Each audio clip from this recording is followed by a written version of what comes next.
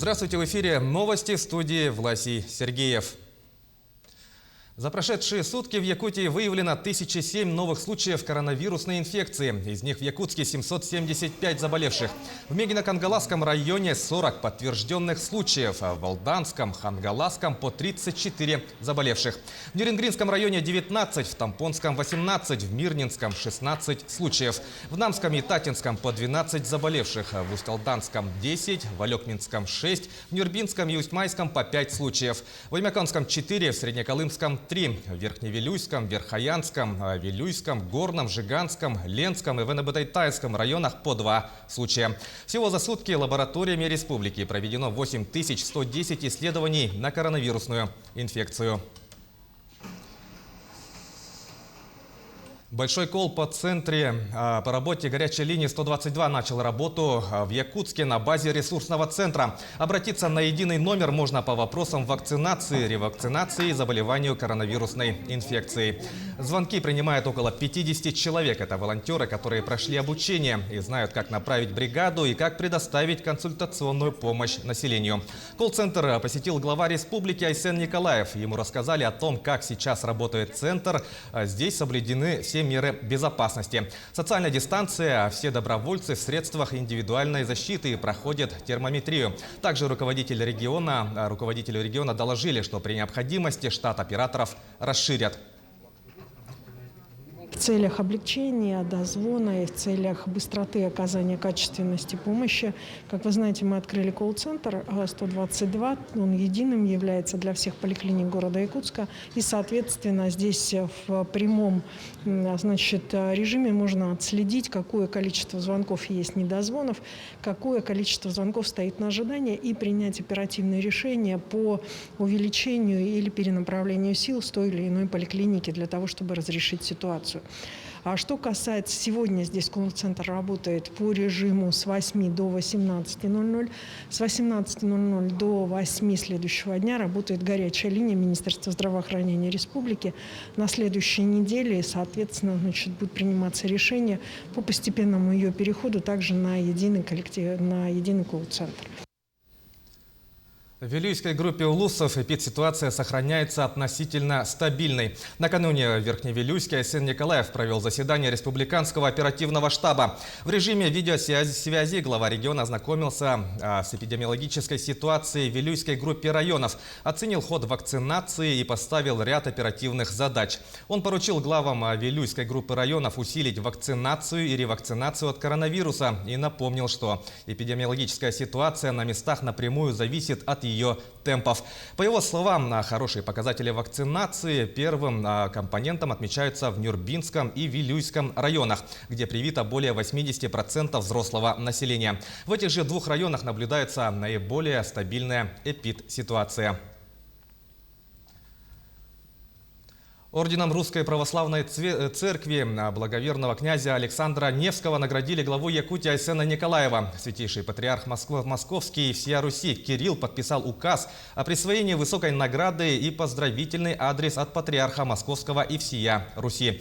И буквально накануне, в день юбилея, Айсен Николаев получил торжественный орден и поздравительное письмо из рук архиепископа якутского Ленского Романа.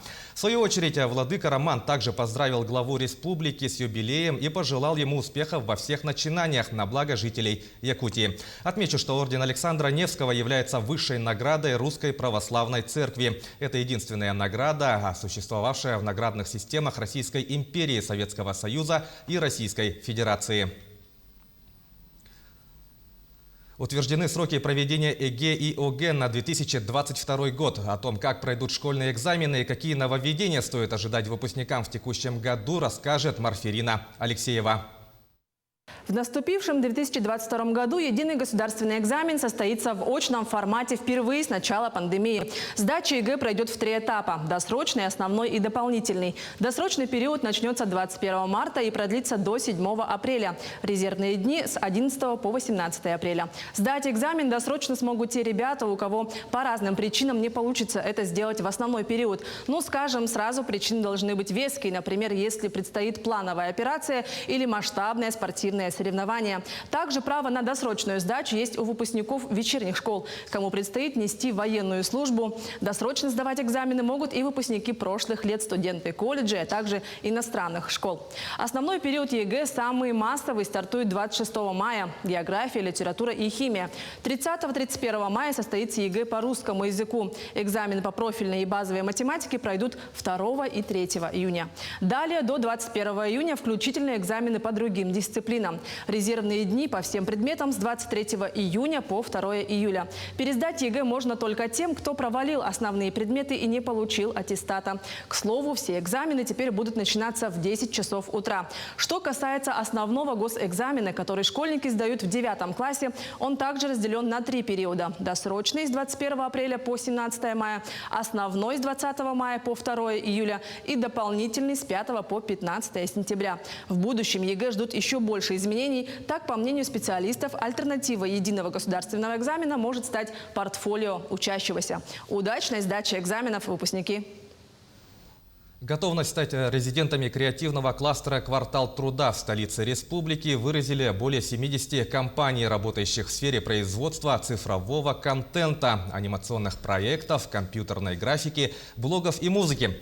«Квартал труда» стал новым резидентом территории опережающего развития Якутии. Его ввод намечен на 2022 год. Инвестпроект по реконструкции и оснащению техникой здания площадью 14,6 тысяч квадратных метров направлен на системное развитие креативной экономики республики и всего Дальнего Востока. Инфраструктурное обеспечение кластера выполнят в рамках единой субсидии Минвостокразвития России. На эти цели выделили 413 миллионов рублей. В целом, по данным КРДВ, на сегодня статус резидента ТОР Якутия присвоен 30 предприятиям, которые реализуют проекты на сумму 13,3 миллиардов рублей и создают 1600 рабочих мест. 162 тысячи вместо запланированных 159 тысяч голов домашних оленей. Такова стабильная динамика повышения поголовья за минувший год. В целом положительная статистика наблюдается последние 3 года. Сказываются механизмы поддержки государственного сельского хозяйства. А с этого года их станет еще больше. Так, по поручению главы республики, господдержка на одного оленя увеличивается на 20-30% соответственно.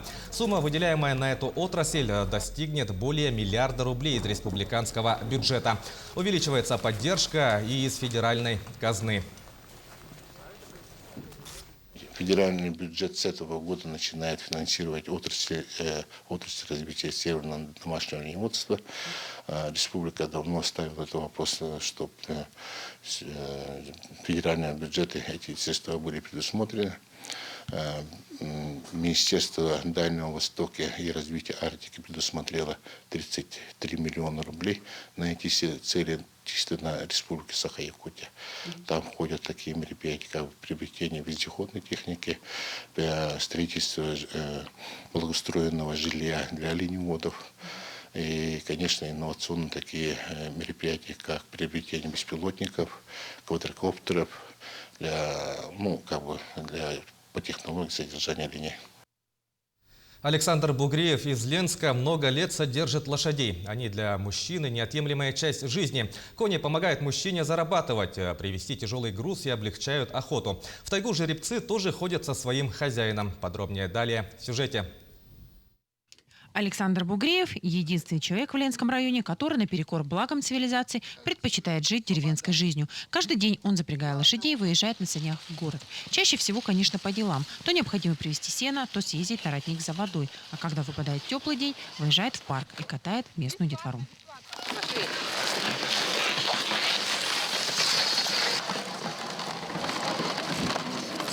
Пошли! Оп!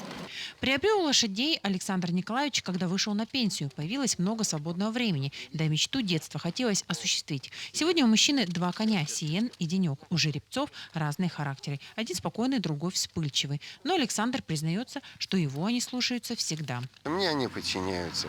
И ждут, и все. И...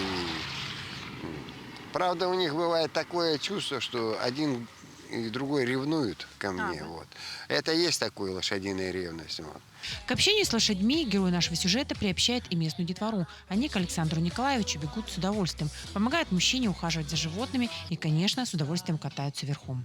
Я бы не сказала, что лошади – это мое увлечение. Я полюбила именно его лошадей. Мне с ними интересно, ведь они понимают все точно так же, как и люди. Я прошла с ними очень многое. Если бы не эти лошади, мое детство не было бы таким ярким. Лошади для Александра Николаевича не увлечение, а жизнь. Без них он ее уже себе не представляет. С ними работает, с ними отдыхает, ходит в тайгу и охотится. Заводил я их для себя, чисто по тайге ходить и все. Вот. Обращаются иногда, просят, давайте проедем по тайге и все прочее. Вот. Я не отказываю, конечно. Сегодня в мечтах у Александра построить здесь, на участке, где живут его кони, себе небольшой дом. Тяготит его проживание в квартире. Хочется больше свободы. Вот здесь хочу поставить дом. Он гараж стоит уже. Вот здесь хочу поставить небольшой дом и полностью обжить вот это место, потому что мне здесь будет лучше, чем в квартире. А еще Александр Николаевич мечтает верхом, на лошадях, сходить на речку Патом и добраться до Якутска. Светлана Балеева, Виталий Андреев, Ленск. Тем, кто впервые претендует на получение охотничьего билета, предложили обязательно проходить обучение и проверку знаний охотничьего минимума. Такой законопроект правительство Госдума планирует рассмотреть на пленарных заседаниях в весеннюю сессию в первом чтении. Охотничий минимум будет включать в себя знания правил охоты, требований техники безопасности и основ биологии диких животных. Сейчас граждане при получении билета под роспись знакомятся с требованиями охот минимума. Но это не гарантирует приобретение минимального необходимого для осуществления охоты набора знаний и навыков, полагают в Кабмине.